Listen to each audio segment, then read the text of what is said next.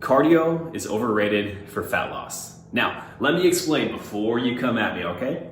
Cardio definitely has benefits. It's incredible for vascular health. It can be incredible even as something for meditation, getting clarity in your brain, and yeah, cognitive function. But when it comes to losing body fat and building your best body, the truth is, cardio itself, it shouldn't be the entree, it should be dessert. It should be icing on the cake at the end when you really need it.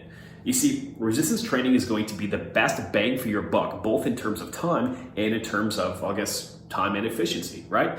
So when it comes to resistance training, the primary goal of your exercise when you're trying to lose body fat is to retain lean muscle. And here's why this is so important. You see, if you just did cardio and you had a low protein diet and weren't eating a whole lot, you would lose body fat. You would. But you'd also lose lean muscle. And here's how that manifests long term. You see, when you lose lean muscle, your metabolism is actually going to slow down, meaning your body will burn fewer calories at rest, making it harder for you to stay leaner without just eating like a bird and probably struggling to have a nice social life and still make the progress that you want in the gym.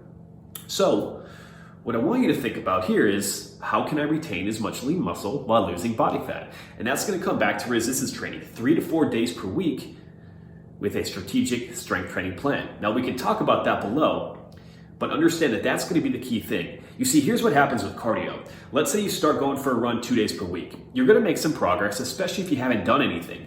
But your body gets more efficient the more that you do it. And when you get more efficient, your body burns fewer calories while you do the activity. So your only option here is to increase how hard you're running, it's fine, or spend more time doing so. And given that you're a busy professional, you have a lot on your plate, working out longer is not always the best option.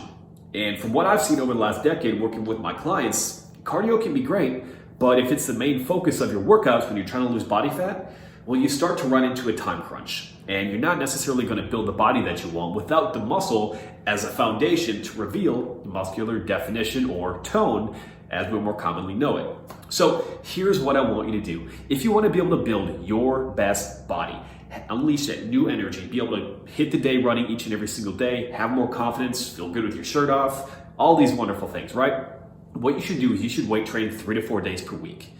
You should be eating at a caloric deficit. We generally recommend intermittent fasting because it allows you to have larger meals and a social life, go out to business meetings and do so while still building the body that you want. And then cardio? Cardio is great, but it should be icing on the cake. We recommend taking a 15 to 20 minute walk once or twice per day as a baseline. Once you have that locked in, then adding 2 days of cardio per week can be all that you need in order to build your best body.